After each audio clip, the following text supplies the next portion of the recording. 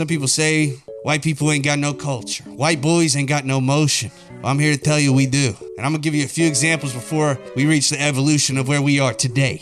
Number one, beatboxing. I don't know if we started it, but when dubstep came out, we took it to an unhealthy peak that really can only be achieved if with a lacking of melanin paired with high-functioning autism. You know, homies just bros jiggling their lips like Shakira's hips. Bars. Just bros burping and slurping up Skrillex songs till they scared the hoes into hibernation. That's standing on business for the culture.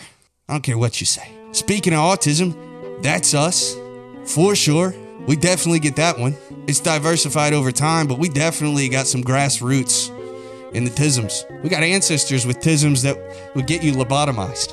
I think that's definitely the whiteys, you know? We brought it to the minorities through gentrification, but I think we can own that one. So you're welcome. Another one is definitely tickle fights. That's a giggling honky trying to find his homie's silly G-spot. It's white boy motion. So that's us. I'll take that.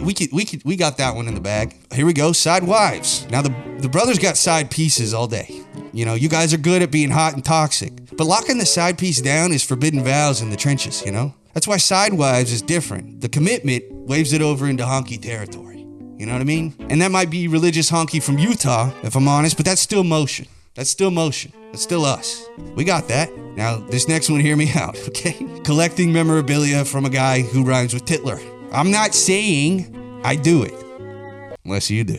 Just kidding. But it's like a rich honky kink to collect this guy's stuff. I'm not saying I support it, but I'd be lying if I said there wasn't some boys in our camp flirting with the movement, you know? Anyways, I can go on and on. I got examples for days, okay? The culture has evolved over time, and to be honest, we might have reached our final form. The newest and truest honky culture that is taking over is sliders and glovers. Now look, I'm not saying it's exclusive to us pasty perverts, but I know this isn't hood activity, okay? So if you don't know what this is, sliding is basically fast yoga in a purge costume. Gloving is like the Blue Man Group for gang signs, and that's basically all you need to know going into it. And these two movements are taking over the internet, almost like a rivalry. It's catching like wildfire, and there's a certain type of energy about it that's intriguing on a National Geographic type beat. There's also something sensual about the whole thing. I don't know if that's just me. You know, sliders, they're on all fours in a warehouse defying Newton's laws. That can't be platonic activity.